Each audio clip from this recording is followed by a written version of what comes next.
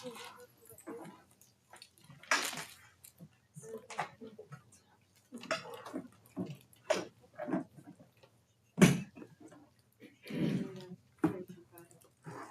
Balak, son of Moan. There you go.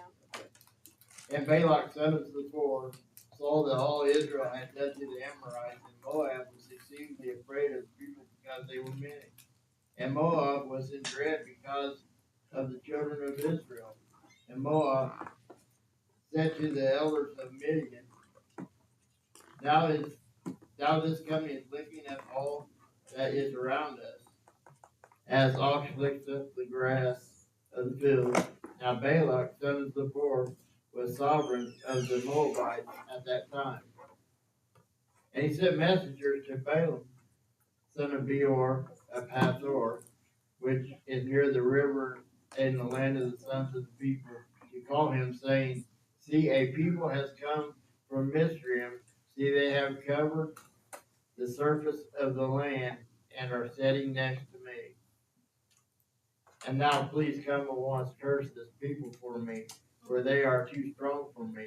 It might be that I smite them and drive them out of the land, for I know that he whom you blessed is blessed, and he whom you cursed is cursed. And the elders of Moab and the elders of Midian left with divination feet in their hand, and they came to Balaam and spoke these words to Balak to him. And he said to them, Spend the night here, and I shall bring back word to you as Yahweh speaks to me. So the heads of Moab stayed with Balaam. And Almighty Sovereign came to Balaam and said, Who are these men with you? And Balaam said to Almighty Sovereign, Balak, son of Zippor, sovereign of Moab, has sent to me, saying, See, a people has come out of Mizraim and covered the surface of the land. Come now, curse them for me. It might be that I am able to fight against them and drive them out. And Almighty Sovereign said to Balaam, Do not go with them. You do not curse the people, for they are blessed. And Balaam rose in the morning and said to the head of Balak, Go back to your land, for Yahweh has refused to allow me to go with you. And the heads of Moab arose and went to Balak and said, Balaam refused to come with us. Then Balak again sent heads more than numerous and more esteemed than they. And they came to Balaam and said to him, This is what Balak the son of Zippor says. Do not be withheld from coming to me, please, for I esteem you very greatly, and whatever you say to me, I do. Therefore, please come curse this people for me. And Balaam answered and said to the servants of Balak, Though Balak were to give me his house filled with silver and gold, I am unable to do beyond the word of Yahweh, my Almighty Sovereign, to do less or more. And now, please, you also stay here tonight and let me find out what more Yahweh says to me. And Almighty Sovereign came to Balak at night and said to him, If the men come to you, call you, raise and go with them, but only the word which I speak to you that you do. And Balaam arose in the morning and saddled his donkey and went with the heads of Moab. But the displeasure of Almighty Sovereign burned because he went, and the messenger of Yahweh stationed himself in the way as an adversary against him. And he was riding on his donkey, and his two servants with him. And the donkey saw the messenger of Yahweh standing in the way with his drawn sword in his hand. And the donkey turned aside out of the way and went into the field. So Balaam beat the donkey to turn her back into the way. And the messenger of Yahweh stood in a narrow passage between the vineyards, with a wall on this side and a wall on that side. And when the donkey saw the messenger of Yahweh, he pushed herself against the wall and crushed Balaam's foot against the wall. So he beat her again. And the messenger Yahweh went further and stood in a narrow place where there was no way to turn aside, right or left. When the donkey saw the messenger of Yahweh, he lay down under Balaam. So Balaam displeasure burned, and he beat the donkey with his staff. Then Yahweh opened the mouth of the donkey, and she said to Balaam, "What have I done to you, that you have beaten me these 3 times?" And Balaam said to the donkey, "Because you have mocked me. If there were a sword in my hand, for I would have killed you by now." And the donkey said to Balaam, "Am I not your donkey, on which you have ridden ever since I became yours to this day? Was I ever known to do so to you?" And he said, "No." Then Yahweh opened Balaam's eyes, and he said to the messenger of Yahweh, standing in the way with his drawn sword in his hand, and he bowed his head and fell on his face. And the messenger of Yahweh said to him, "Why have you beaten your donkey these 3 times? See, I come out to stand against you, because your way is reckless before me.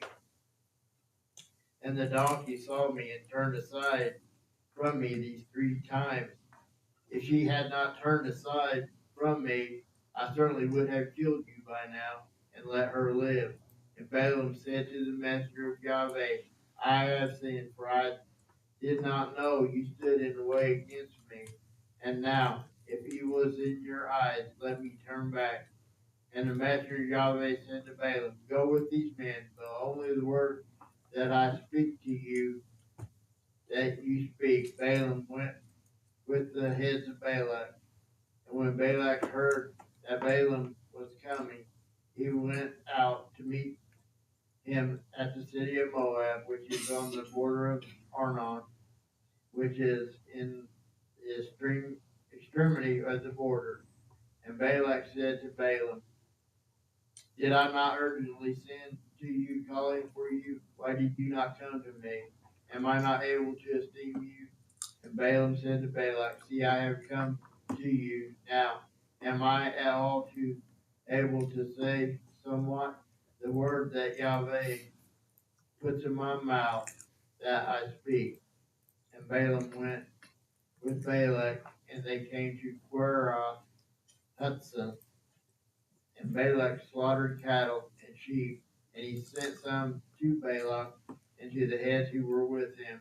And it came to be in the morning that Balak took Balaam and brought him up to the high places of Baal, and from there he saw the extremity of the camp.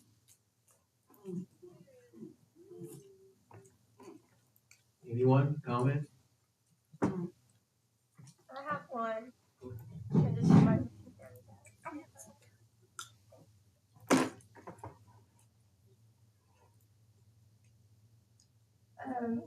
at the beginning of our reading, when he was trying to get him to come curse the people, it reminded me of when Yeshua was in the wilderness, and it was like, "Oh, if you do this, I'll give you this," and it kind of made me think about that. He was like, "Oh, if you do this for me, I'll give you." What did he say? I can't find it. Was it some of his land or something?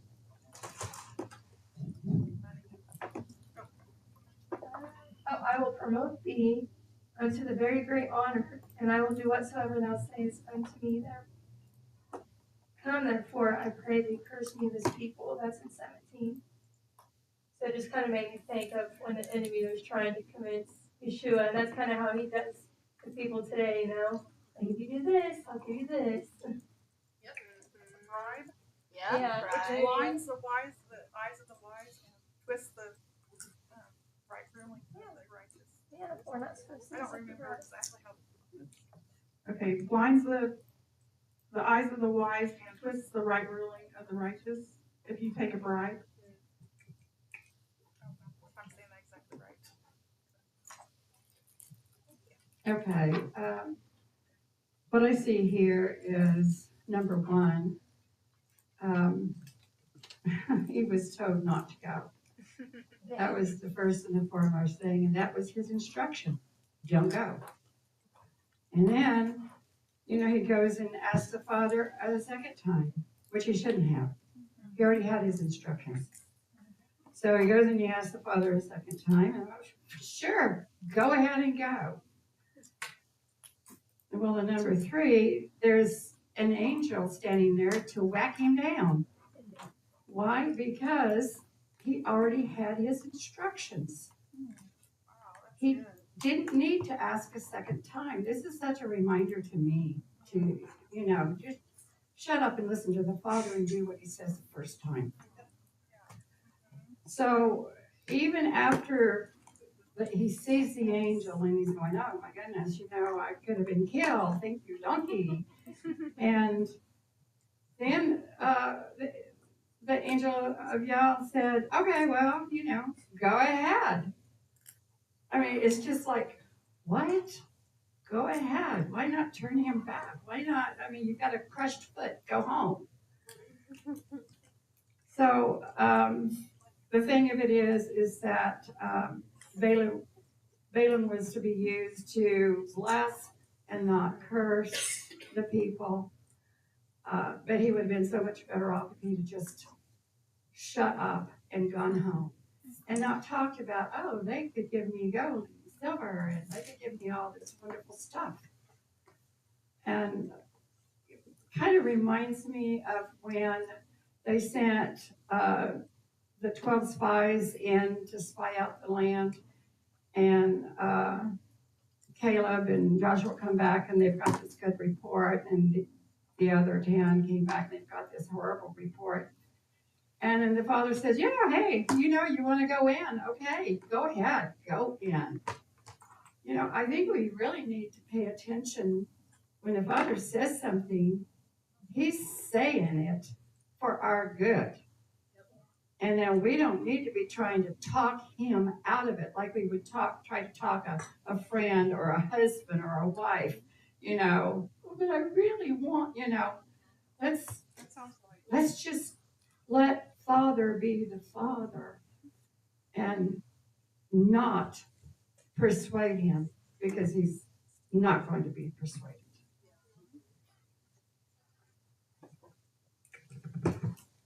And to add with that, in verse 34, he says in verse 34, and Balaam said to the messenger of Yahweh, I have sinned, for I did not know you stood in the way against me. And now, if evil is in your eyes, let me turn back.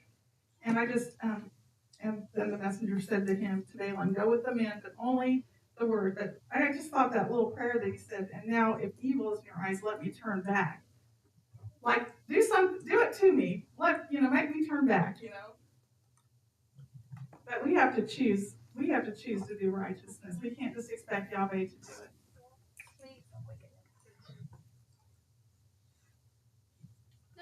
Go ahead.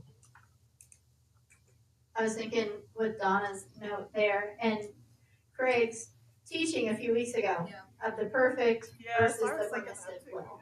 And that's, to me, this sounds like an example where Yah's perfect will was no. His first answer was, no, I don't want you to do this. This is not how I want this to go. Yes. But Balaam's actions, his request, his everything proceeded a few steps, and so then Yah said, okay, here's my permissive. I'm going to let you do this, and here's how now it's going to play out. And it's just interesting, those branches. Yes. What a world it would be, right, if we just could branch off Yah's perfect will all the time. And it doesn't happen. It's human. It's us in humanity. But that's what it made me think of.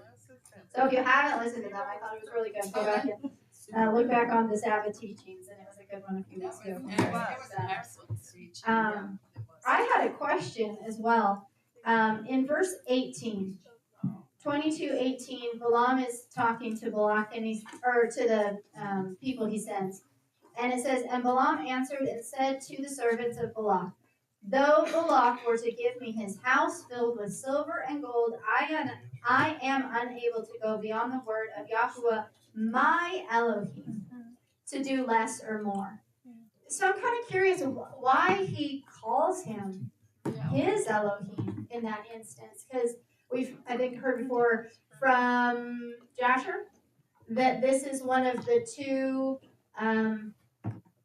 magicians from Pharaoh's house in the time of the Exodus. That Balaam is one of those two. Did he, were his eyes open for a time and he's like, hey, I am, we're wrong. Yahuwah is the Elohim of all, and I'm going to follow, and I'm going to go with the Israelites out of the Exodus? I don't know if there's more story in Jasher or more, or if he's just saying words without anything in his heart, or what that might have been. He's in both camps. Yeah. That's, yeah. He's in both camps. Okay. Neither hot nor cold, and I will spew you out of my mouth. Oh. Sitting on the fence. Sitting on the fence. Thank you. And whose is the fence? Saints. That's Thomas's. Yeah. That's good. Anyone else? Go ahead. In verse 6, he says, and now please come at once, curse these people for me, for they are too strong for me. It might be that I smite them and drive them out of the land, for I know that he whom you bless is blessed, and he whom you curse is cursed. Now, Balak is saying this about Balaam. He doesn't know who, yes, Balaam can curse and he can bless, but the Father is the one who is the ultimate blesser and the ultimate curser. And so Balaam is talking to somebody that's real low down here, asking him to come and bless or curse his people, when it's the Father who has all that power. I'll do the sandwiches and I'll do all the sandwiches and you can That was the best he could do. I guess, well, and that there just speaks of Balaam and the power he had in Egypt at one time. Because I'm sure his fame went out from there. People heard about him and his sons. But he's no match for the Father. His sons were no match for the Father. Right. They even admitted to it before they came out of Egypt. Or, when they were still in the plagues, they said, this is the finger of Yahweh. We cannot do it. Oh, yeah. So they recognized who the Father was at this time. But like Roger and her, yeah, I can't think. Anyway, Marlon. But anyway, as they said, anyway.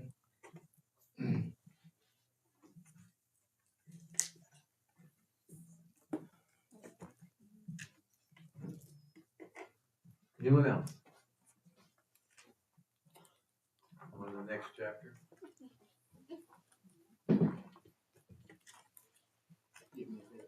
Okay.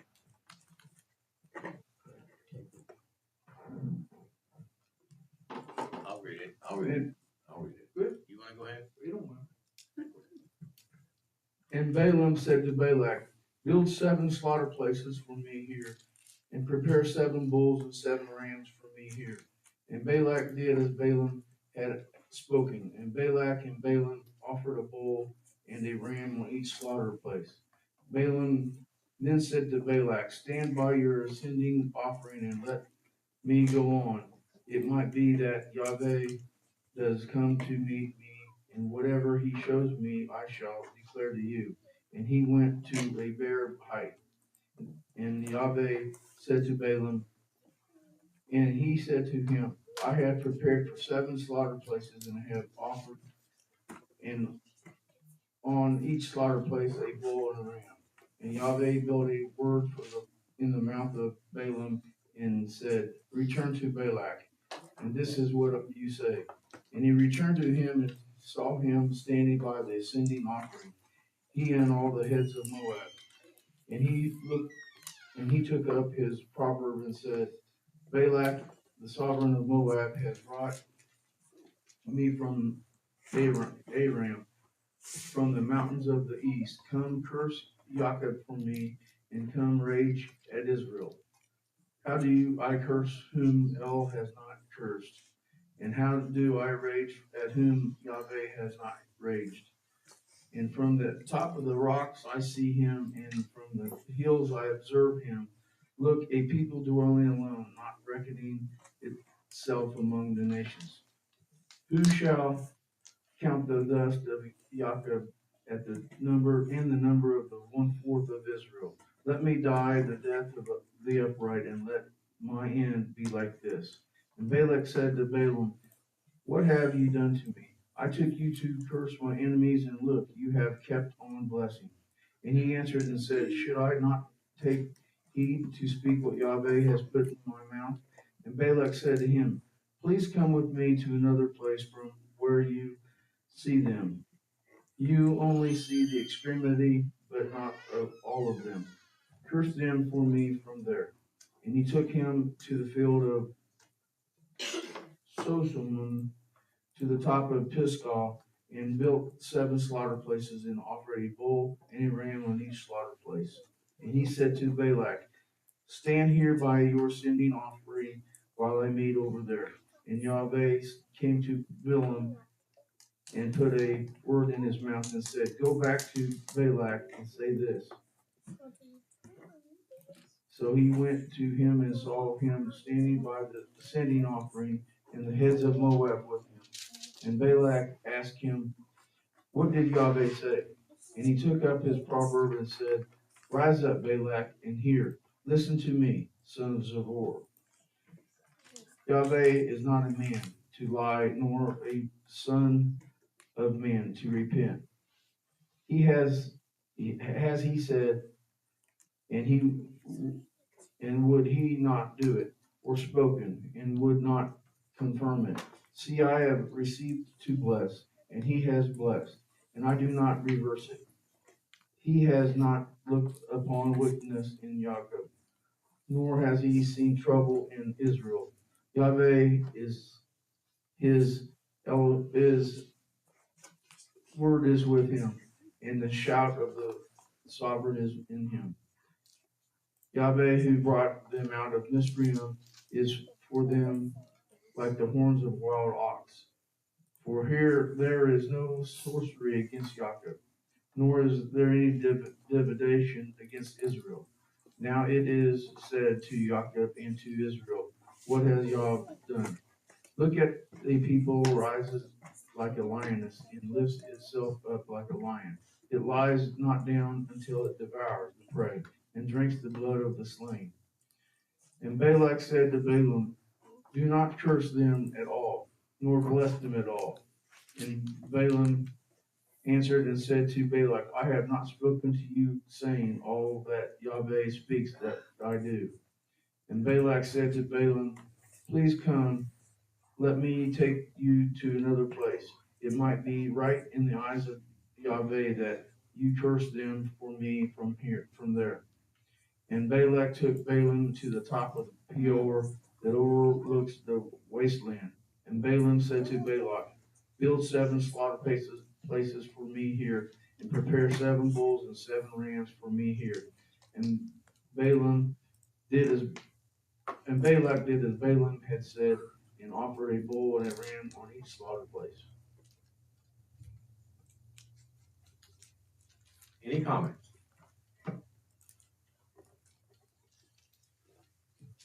Okay, so if I take a look here, if I can find it. Now, verse 27. And Balak said to Balaam, please come, let me take you to another place. It might be right in the eyes of Elohim that you curse them for me from there. Well, that would never happen. Elohim does not curse, so, or use that in that manner. See, it was right in his eyes that to go ahead and curse him. That's never going to happen, because at the very beginning of the previous chapter, the father came down to Balaam and said, no, you're not going. You're staying here. So, this is just reinforcement again, 27 that he shouldn't have been there in the first place, and you're not going to be there to curse no matter where you go. Oh, that's I like that. He's trying to get him to curse them, but he's actually ended up blessing them on every side.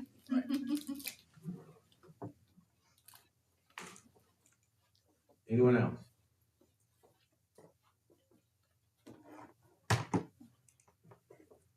I think along with those, the words that Balaam says in verse 8, how do I curse whom El has not cursed? And how do I rage at whom Yahweh has not raged?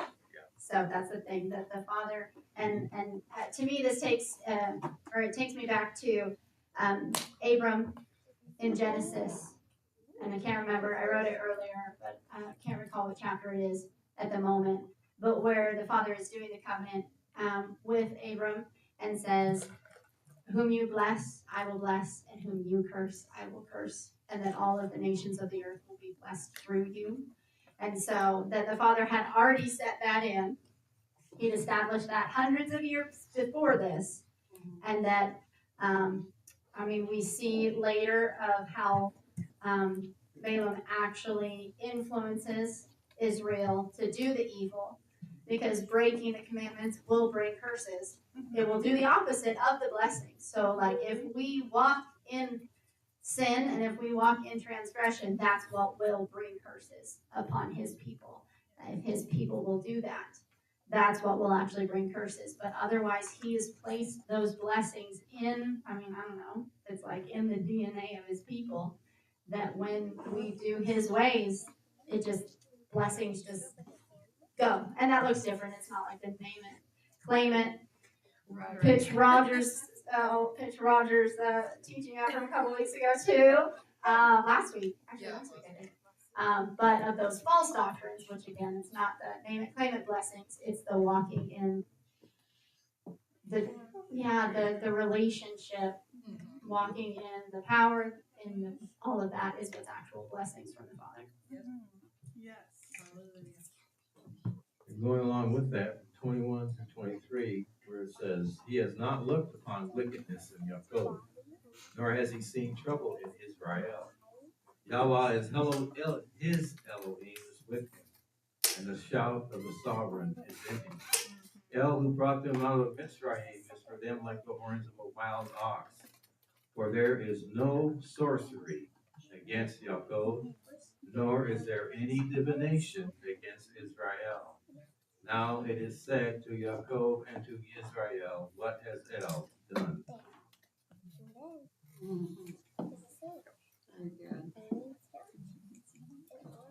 Anyone else?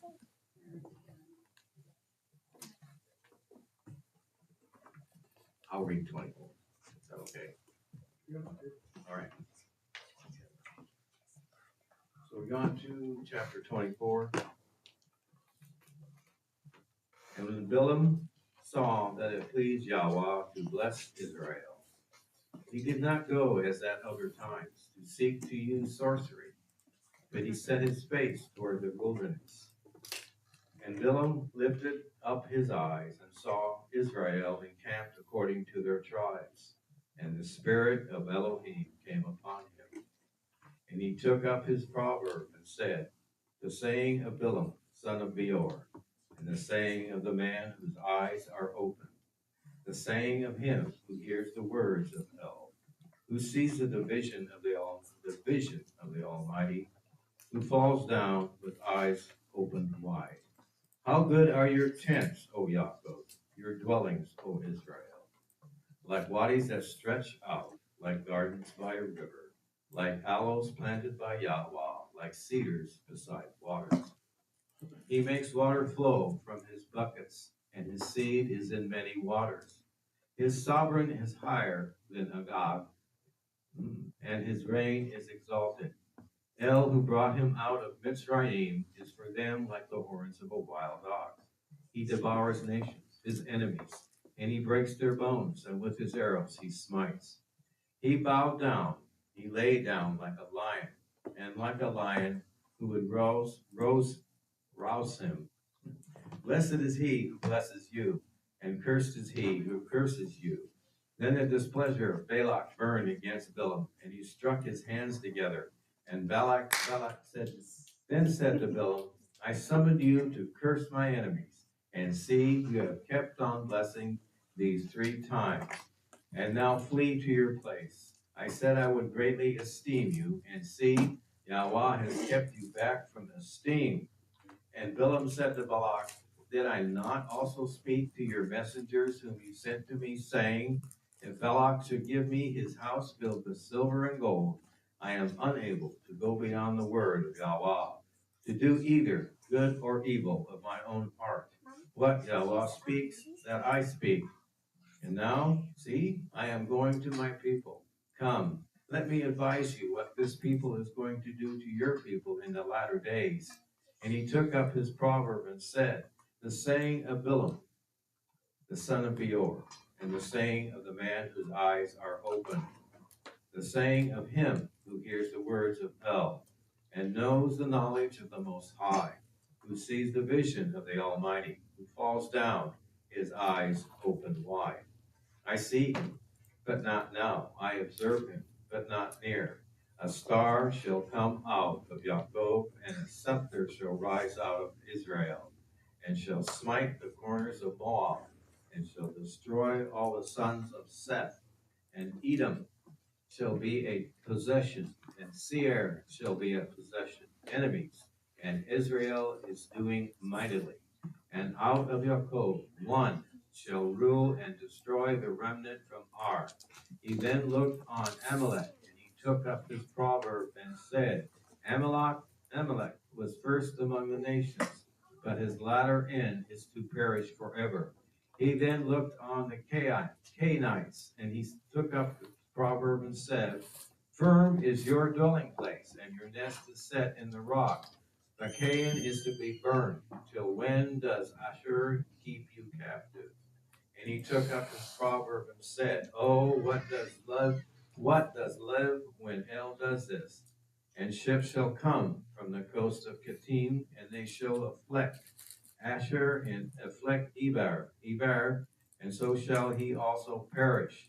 And Balaam rose and left and returned to his place, and Balak also went his way. Go on to 25:9.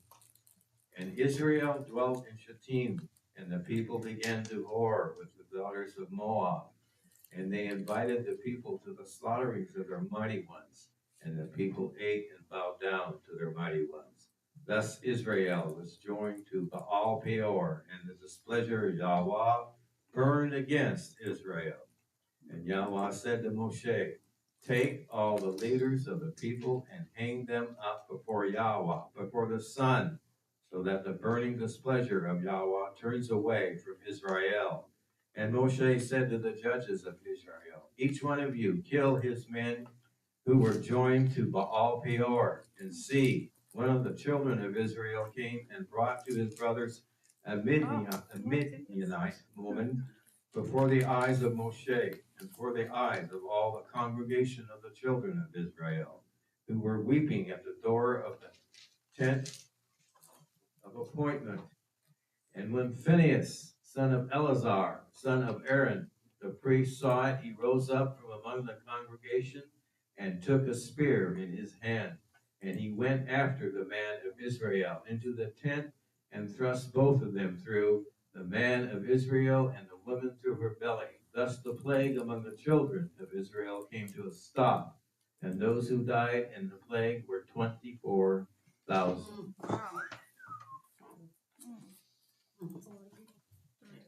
Any comments? Okay, so I have a lot of comments with this. First of all, the Baal Peor,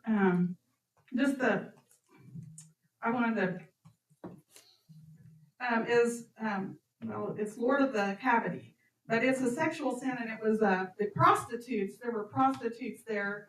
It was female prostitutes, and the females were like the head of it. But he put Israel by Baal Peor about 3 or 4 times. I mean, like, these people saw the evil sexual immorality. So that's what drew them away, was what their eyes saw. And then he would take them to different places. And I think he just kind of brought them closer and closer and closer. And that's what caused them to stumble, was they thought, oh, that looks fun. And we see in 25 that they joined Baal Pure, homosexuality, sexual sin, other mighty ones. And actually in Deuteronomy 4, it says, your eyes have seen what Yahweh did at Baal Peor, for Yahweh, your Almighty Sovereign, has destroyed from your midst all the men who followed Baal Peor. But you who are clinging to Yahweh, your Almighty Sovereign, are alive today, every one of you. See, I have taught you laws and right rulings, as Yahweh, my Sovereign, commanded me, to do thus in the land which you go to possess. And that's in Deuteronomy 4. But it talks about Baal Peor there, the sexual sin. And I just found a, hold on just a minute, get to this.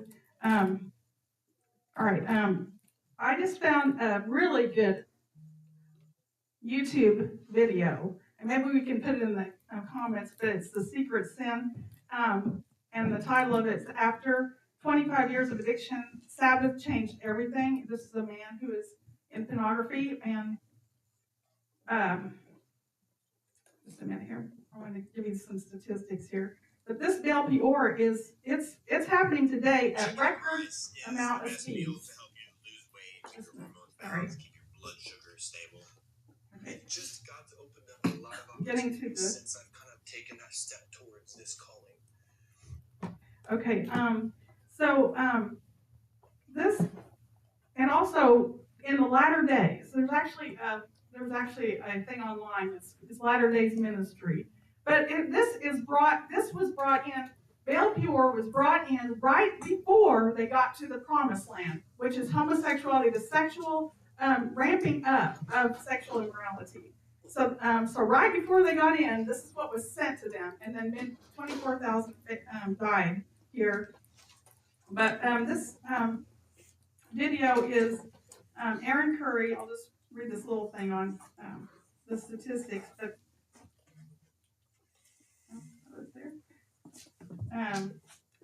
there's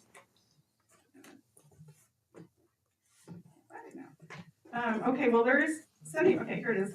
Barna Research Group and Pure Desire Ministries, they took statistics. 75% of Christian men and 40% of Christian women report viewing pornography in the last month. 67% of pastors report a personal history with pornography. 84% they have no one helping them stop. Average age of first exposure is 8 years old. And also, I'm just going to read a little bit of this thing. Aaron Curry's 25-year addiction of pornography almost ruined his life and marriage. In this episode, we discussed how we've become desensitized to sexuality because of the slow immersion of our society into more and more graphic content from Hollywood and now social media.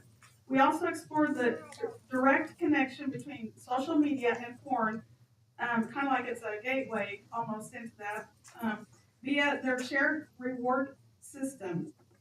Dopamine spikes. Curry reminds us that consuming porn can break many of the sexual laws in the Torah, but it was for those very laws that made him seek Yah with all his heart and delivered him from the addiction, which I thought that was just amazing. So because he sought Yahweh with all his heart, he was delivered from his 25 years, and he talks about the first 30 minutes of his testimony when he was in the Baptist church and there was no help for him, and he was in shame. And anyways, just how the Torah delivered him, and that is like an awesome thing. And so I want to read that, and so maybe we can put that video in the description and that link, because there is a lot of information about Baal Peor and just the overcoming of pornography, and he's just said, we got to talk about it. In the churches, they're not talking about it. Why? Because they can't overcome it. Why? Because they are not learning the Torah. The Torah is what helps us overcome these things.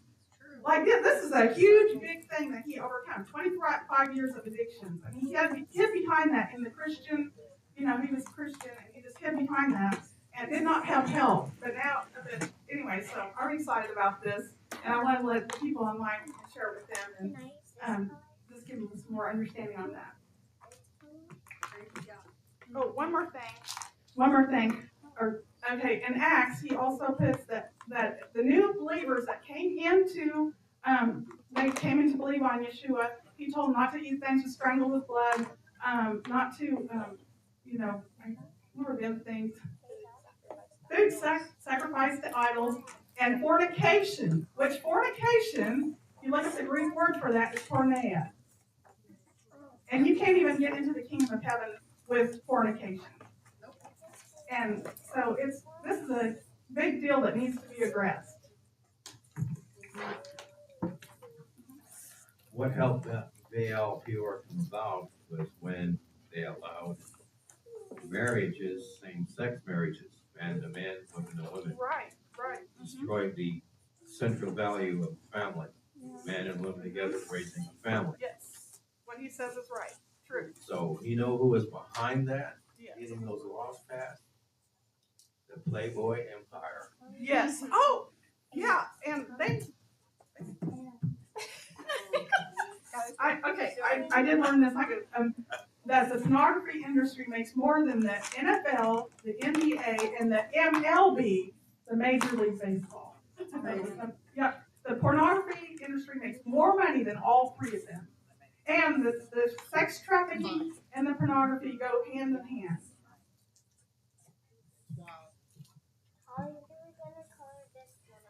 Anyone else?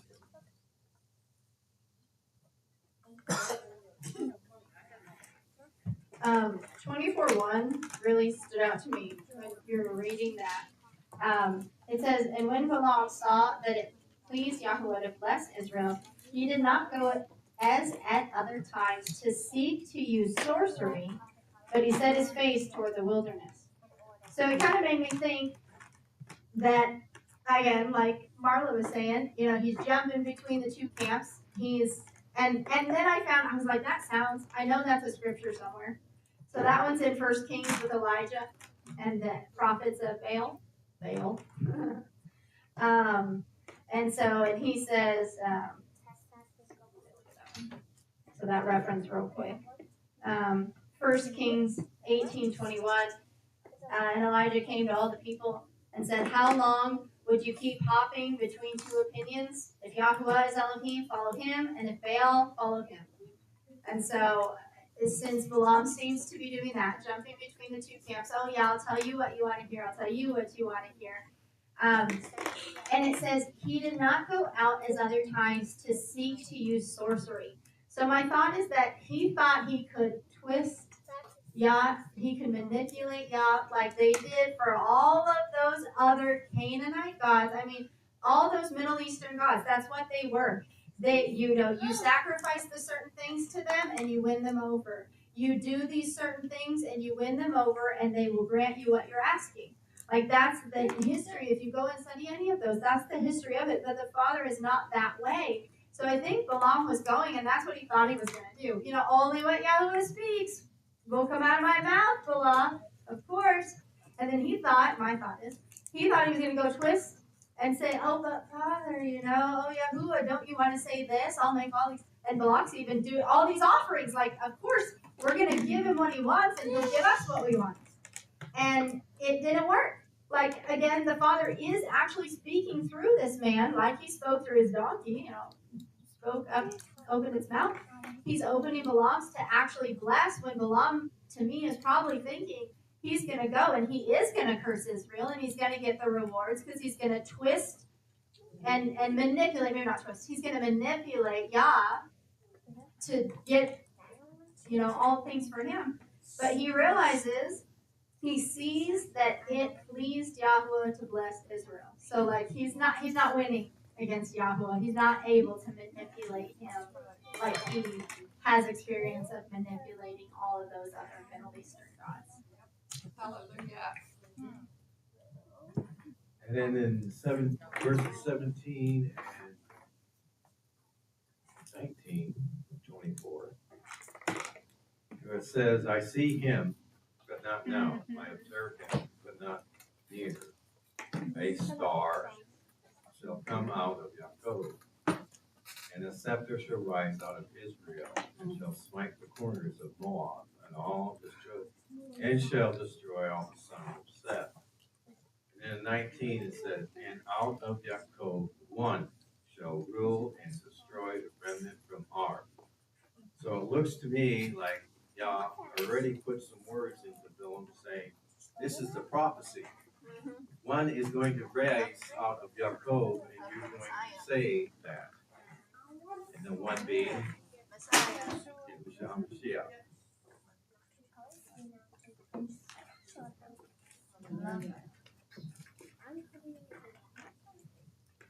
Anyone else?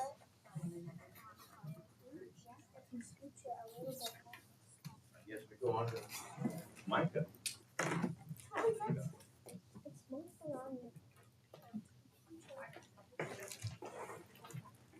Micah 5, 7, 6, 8. And the remnant of Jacob shall be in the midst of many peoples, as dew from Yahweh, as showers on the grass, which do not wait for man, nor delay for the sons of men. And the remnant of Jacob shall be among the nations, in the midst of many peoples, like a lion among the beasts of a forest, like a young lion among flocks of sheep, who, if he passes through, shall both tread down and shall tear, and there is no one to deliver. Let your hand be lifted up against your adversaries, all your enemies be cut off. And it shall be in that day, declares Yahweh, that I shall cut off your horses out of your midst, and I shall destroy your chariots, and I shall cut off the cities of your land, and I shall pull down all your strongholds, and I shall cut off witchcrafts out of your hand, and let you have no magicians. And I shall cut off your carved images and your pillars from your midst, so that you no longer bow down to the work of your hands. And I shall pluck your Asherim out of your midst, and I shall destroy your cities, and I shall take vengeance and wrath and rage on the nations who did not obey. Hear now what Yahweh is saying. Arise, strive with the mountains, and let the hills hear your voice. Hear, O you mountains, the controversy of Yahweh, and you everlasting foundations of the earth. For Yahweh has a controversy with his people, and he shall reprove Israel. My people, what have I done to you, and how have I wearied you? Answer me. For I brought you up from the land of Mitzrayim, and I ransomed you from the house of bondage. And I sent Moshe, Aaron, and Miriam before you. My people, remember, please, what Balak, sovereign of king of Moab, counseled, and what Balaam, son of Beor, answered him, from Shittim to Gilgal, in order to know the righteousness of Yahweh. With what shall I come before Yahweh? Bow myself before the High, Most High. Shall I come before him with ascending offerings, with calves a year old? Is Yahweh pleased with thousands of rams or 10,000 rivers of oil? Shall I give my firstborn for my transgression, the fruit of my body for the sin of my being? He has declared to you, O man, what is good, and what does Yahweh require of you, but to do right and to love loving commitment and to walk humbly with your Almighty Sovereign.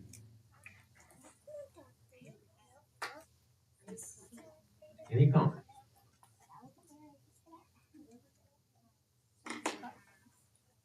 Perfect song, Rachel. That one was purposefully chosen. Thank you. Sometimes they're not. Sometimes that one was purposeful. Yes. Thanks. It is. No comments, we go on to the next chapter. Romans. We can find it.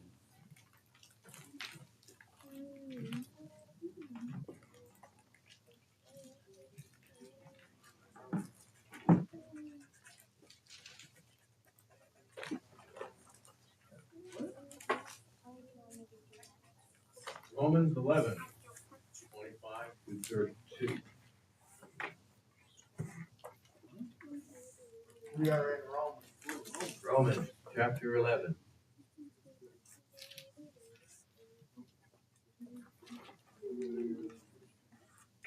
Verses 25 through 32. For I do not wish you to be ignorant of this secret, brothers, lest you should be wise in your own estimation. That hardening in part has come over Israel until the completeness of the nations has come in. And so all Israel shall be saved, as it has been written. The deliverer shall come out of Zion, and he shall turn away wickedness from their foes. And this is my covenant with them, when I take away their sins' sins. Truly, as regards the good news, they are enemies for your sake. But concerning the choice, they are beloved for the sake of the fathers. For the gifts and the calling of Elohim are not to be repented of. For as you also at one time disobeyed Elohim, but now have obtained compassion through their disobedience, so also these have now disobeyed, that through compassion shown you, they might also might obtain compassion.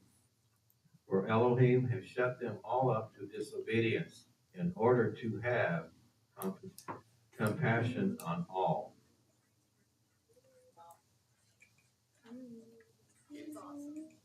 Anyone? Any comment? So he's talking about us being grafted in. Basically, is what these few verses are. Thank you. Yes. Israel will be saved, but us, the Gentiles, are grafted in.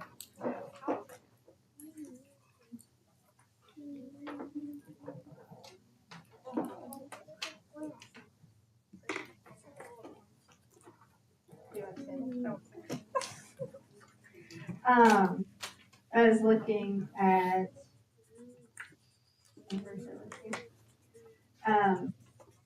30 and 31, and with what Roger was saying there, saying, for as you also at one time disobeyed Elohim, but now have obtained compassion through their disobedience, so also these have now disobeyed, that through the compassion shown you, they also might obtain compassion. Helping each other. So I think it is that, so we learn, especially we learn from experience, but hopefully learn from the watching of others, and that's the way that the Father established things to be. And so they disobeyed and earned consequences and cursing, and then the compassion to the nations and the nations' actions, the nations following Torah, and as in Acts, Paul's, Peter's visions, Cornelius, Paul, and everything in that is all just points to the Father having that compassion and desire of repentance still for the nations. That he wants relationship with all mankind. And so he shows compassion and shows the Israelites that they've had it wrong in their view of the nations, and brings them into relationship through Messiah. They always had that ability, but it was curbed because Israel was saying, no, we're the chosen ones, you're not. And then he shows compassion and says, no, there's nothing different between the Jews and the Gentiles in the offering of salvation. And then in the Gentiles coming in through Messiah and learning the Torah, that they would make Israel jealous. And so, it is supposed to work, learning from each other as a cycle. And so that's what I think he's saying there in those verses there, that that you guys came in and or that the nations came in, and the compassion shown to them should inspire the Jews to see that they will have that same compassion available to them. Like it says in verse 28, truly, as regards the good news, they are enemies for your sake. But concerning your choice, they are beloved for the sake of the fathers.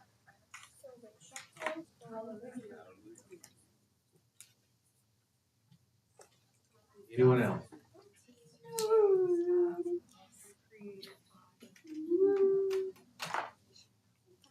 Do you have Saul, something? go ahead. I just wanted to say quickly that a quick prayer that the Father would just please help us to know how to do justice and to love mercy Yes. and to walk humbly in a righteous way. Because that could look different for many things. So I just pray that He would give us wisdom and discernment and understanding on how to do that right. Mm-hmm. I agree. Yes. Could you say that again, please? And just praying to the Father that He will teach us how to righteously seek justice and to love mercy and how to walk humbly and how to do it right. And in the eyes of, in His ways, not, in the ways of the flesh, because one may think justice is seeing something happen to another, but it might be that mercy is to come about. So just that He would give us wisdom, knowledge, discernment, and understanding.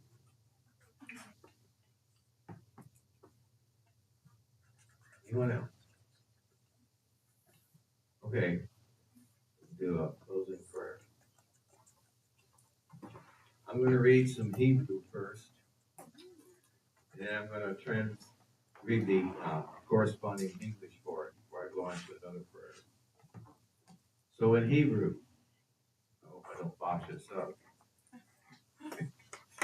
Shema, Yasharel, Yahweh Eloheinu, Yahweh Echad, Ya'ahavta et Yahweh Eloheinu, Vekol Levavka, Vekol Nefeshka, Vekol Meotka, La'avka, La'reka, Kemoka, Barukata, Yahweh Eloheinu, Melech Ha'olam, Asher Natan Lanu, Nenu Derek HaTesubah.